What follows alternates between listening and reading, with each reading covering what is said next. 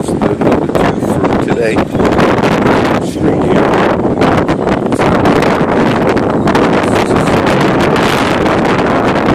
I'll try to walk. I'll give you a little view. I swam out here.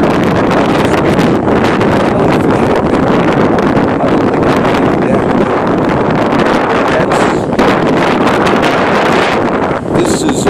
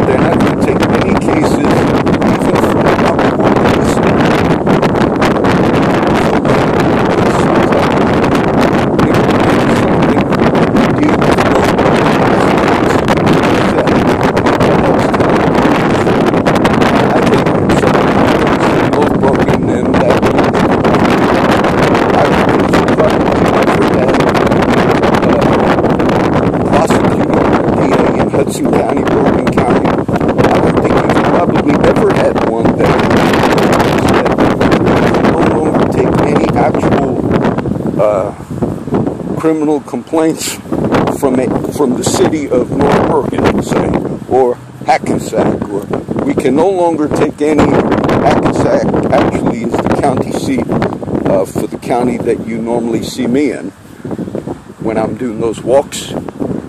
So, can you imagine the Hackensack, the courthouse for the county there? Can you imagine a DA saying we can no longer take any criminal, police, anything that has to do with that department? That's revealing, okay? So you could see. The little bit I'll mention about Trump, and when a couple of years ago, I just heard Bruce Springsteen, Born to Run. I have never heard them play Born to Run in 5 years on the radio. That's one of my favorite songs. I'm not a big fan of Springsteen, but that's one of my favorite songs from Bruce Springsteen, Born to Run. And it's a New Jersey song to me. I think it's the state song of New Jersey. You know, the song they picked. So I liked that. The whole Trump thing. I watched on the mainstream media the other night, and I was surprised the statistics were lower than you would think. But they reported, the federal government put out a report that tracked how many hate crimes and murders took place, and I think it was like over a 10-year period for all radical groups that are considered radical in this country, alt-left or alt-right and such like that, right? Nazi groups. And I figured they would have a statistic like maybe hundreds of thousands over a 10-year period that died as a direct result. They actually said it was like 50 over like many, many years that were attributed to like the Nazi, neo-Nazi, and so forth, which would make you think, wow, you would think it would have been higher. Now, there were other statistics in there, but from the radical, maybe black groups, militant black groups, militant white groups, those numbers were in there, but they were lower. So, but all that seemed very low to me. You would think, geez, over 10 years, the way the media is reporting the threat of Nazism in the country, and all. The same media for the last days and weeks have been saying that Donald Trump's support base. Now, what they're telling you is the reason he got elected, when they report like this, and this is a mantra, okay, this is a narrative, and they say Donald Trump's support base is these neo-Nazi groups. indicating to you the reason he got elected was because of these neo-Nazi groups.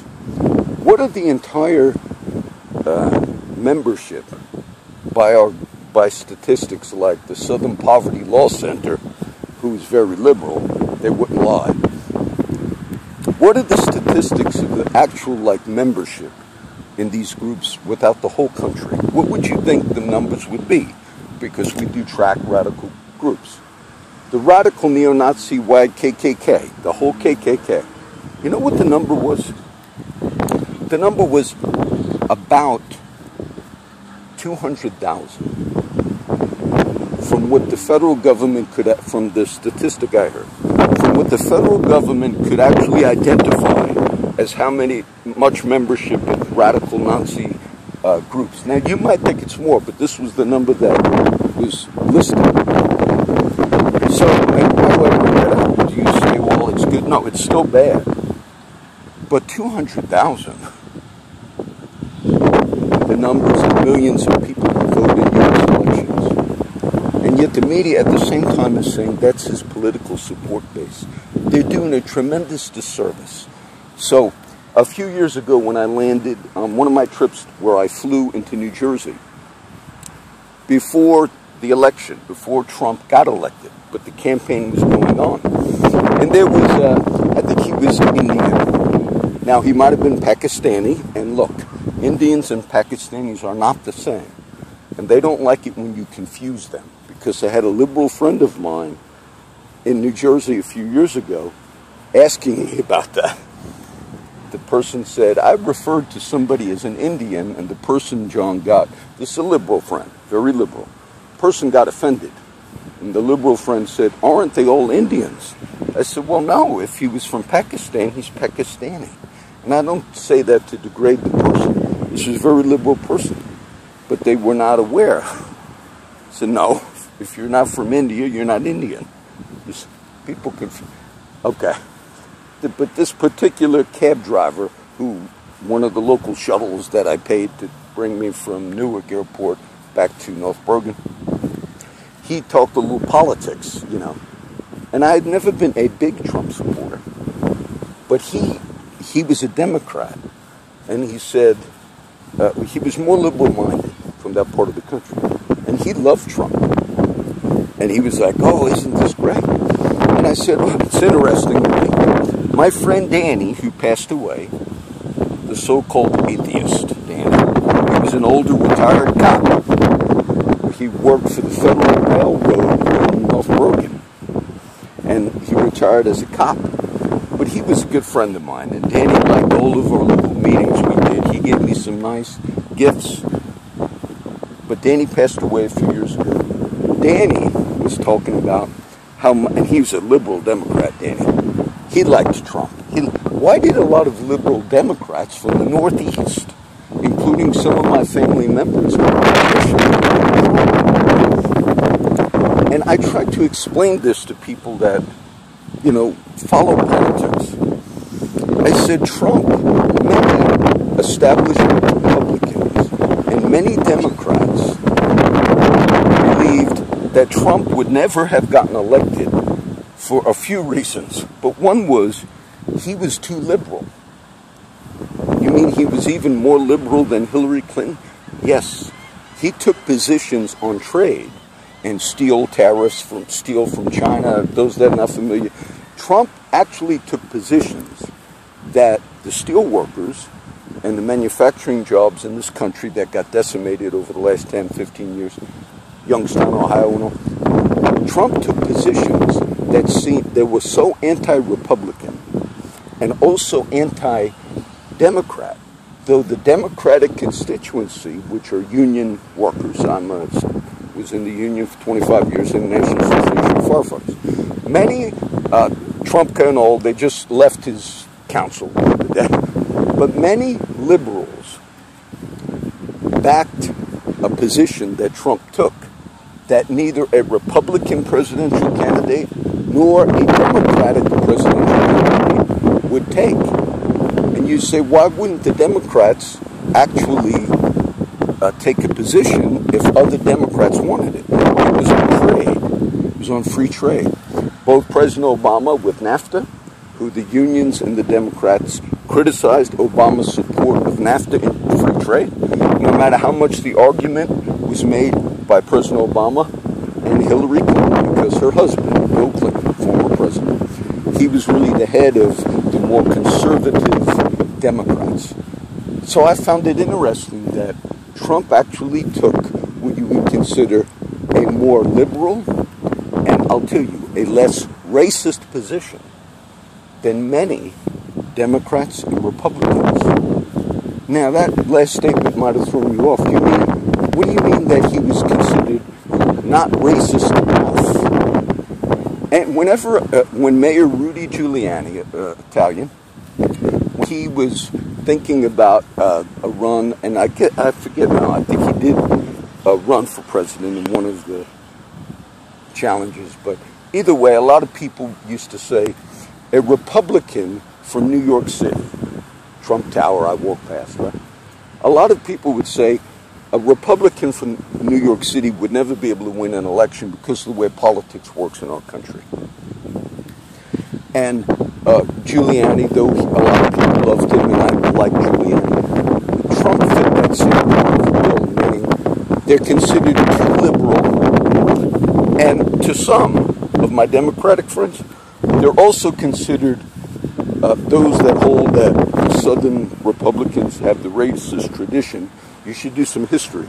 It was really the Democratic Party that fought early on, the Southern Democrats, the Dixiecrats, men and people like Robert Byrd, who was one of the leaders of the KKK. Many of the Democrats fought against Republicans early on to give rights to blacks. Many of the Democrats were some of the most racist in their official positions. But Trump fits the bill of the more liberal. So if you were going to pin this man is inherently racist, which the media has now done, and his support base is neo-Nazis, which the media has now kind of put that forward, it's the wrong person to put that on. Now, I'll give you some history. The famous golf club in Florida, Trump's golf club, Mar-a-Lago. Do you know when Trump opened up that golf resort, he brought a lawsuit against the particular city in Florida that it's in? What lawsuit? What did it have to do with? He wanted his golf resort to be open to blacks, to Hispanics, and to minorities. Remember now, the Northeastern type mindset. And do you know those other golf resorts fought him? Some that are Democratic golf resorts in that region. Some who are like, well, yeah, you know, but these golf resorts, Mr. Trump, some Democrats have the view, these golf resorts, we have to keep them purged from blacks. Now, they didn't say it that way, but those other golf resorts, who many Democrats are behind those other ones, they did not allow black people to partake and to play golf and so forth. So Trump actually brought a suit against the city where his resort is, and he sued. And he sued them for the purpose of allowing black people and minorities to be a part of his golf resort. So out of all the racist golf resorts, Trump fought. And now I'm going to post that. There's an article on that, and I'll post all that for you to read. So the history of the liberal Northeastern, and I try to explain some of this to some of my political friends over time, because some who liked Trump and were big supporters of him, bigger than I was, they hate him with a passion, and they believe that he got elected because of Nazis, and that he is the most racist ever. That's what the media can do. That's what the media can do when they play a particular narrative. And that's what's destructive to the country. Now, Trump did himself no favors when he did that recent conference in front of Trump Tower, because he got off script and then he started saying things. But overall view of what I just shared with you, that's really what's true. He also got awards. He got an award along with Rosa Parks, I believe, at one point. He stood up. Do you know he has condemned David Duke more so than other Republicans or even some other Democrats have? You know, CNN, Larry King, CNN. Why would they overlook their own past statements about Trump? Their own media record. I'll post all this tonight, because if you were to show them, they hide their past record where they praised Trump, that he was non-racist. And CNN at those times held Republicans, Party Southerners, and all that were racist, praising Trump, that he was a new brand, because many didn't think he would run as a Republican if he ever ran. But now all of that narrative has changed. And even the establishment Republicans who don't like Trump, some, if there's a tinge of racism within the Republican Party, and you have racism everywhere, you have Democrats who are racist, but it's that group that's also unhappy with Trump, who are distancing themselves from Trump. And some that are much more racist than Trump in the Republican Party itself. Some of those are distancing themselves from Trump, saying he's a racist and we want no part of it. That's hypocrisy, because I just told you what Trump's history was. Now, if you had a George Wallace guy running, and we've had those types of people in the past, then yes, it would be right to say, you know what, there's an appeal here. And it's a disgrace what the media has done, because it really was some of these liberal positions.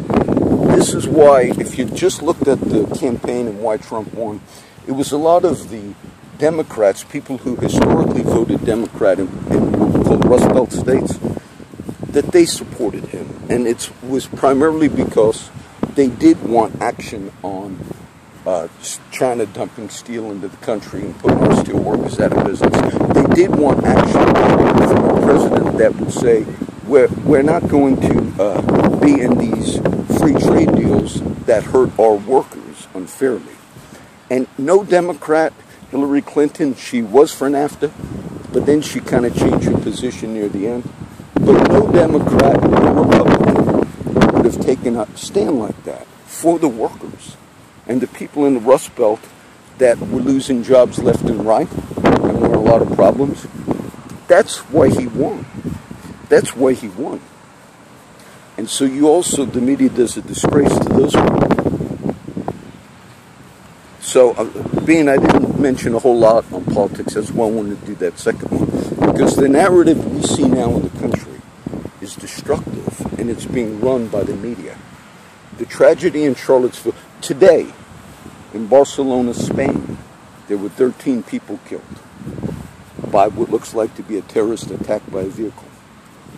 13.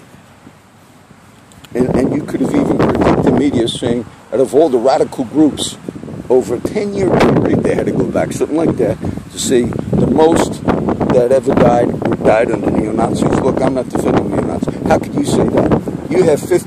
You had 13 today. Oh, well, we left ISIS out. Do you know, on a weekend, you have 50 people killed in Chicago, which is tragic. And I'm not justifying any numbers of anybody that's killed, but I was surprised. That was a mainstream thing, that you only had 50. And they reported that, but it did not fit the other narrative they gave. That the country is filled with neo-Nazis, millions and millions and millions and millions and millions. They're the ones that elected him. That statistics show you that the problem of racism is real, but radical neo-Nazis out lynching black people, which was a terrible blight on our history, that doesn't take place anymore. If you looked at Black Lives Matter, and I'm not a critic of Black Lives Matter, I support them. But you know who they deem their threat the most from all these pullovers on the highway, from the Sandra Bland incidents? They deem racial profiling when pulling people over, and then these things, there's been other cases I haven't even commented on. That's really what they deem a danger to them, telling their kids, be very careful when an officer pulls you over. Just they're telling them the reality of the way it is in this country. And people, when they get on the bandwagon of hate, I mentioned this on one of the videos. It says, in my teaching video, it says, the Jewish people in Paul's day, it says, they made the minds of the other people evil affected against Paul. And that was a religious debate going on, as you see me teaching these last few weeks. But they had to have other people hate Paul, their opponent, making their minds evil affected against him. And there are sincerely people, when you hear Trump say things like, I'm not a racist, I know the actual country thinks, what a hypocrite, what a liar. I just gave you a history that many other Republicans never had. Democratic owners of golf clubs were happy. Those that are owners of these resorts, they didn't want the black element on the nice white golf courses of Florida. And Trump came down there as at that time, he went down there, and when he brought that lawsuit, he brought it because he wanted to be open to blacks and Hispanics. And so you do a disservice. Those of you in the black community that have bought into it, you do a disservice, because others that might have also done things to defend minorities, and Trump has done those things, and he's seeing how much you hate him, some in the black community, how much you brand him, and he thinks to himself, man, I even brought lawsuits, private lawsuits, in order to let black people enjoy my golf club, when all the other Democrats that were out there on those other golf courses, they didn't want those blacks. It's just a disgrace what they've done. Okay, I went a little long.